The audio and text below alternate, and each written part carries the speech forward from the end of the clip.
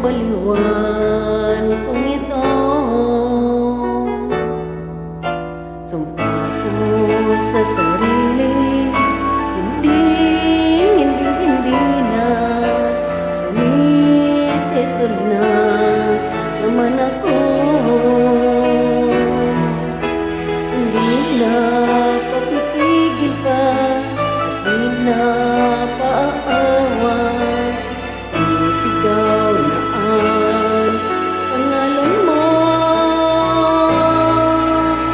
Ang talaga'y ibang-iba sa lahat ng nakilala.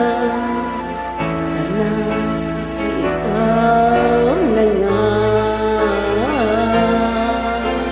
Anong kailangan kong gawin upang matigil na ang kabaliwan?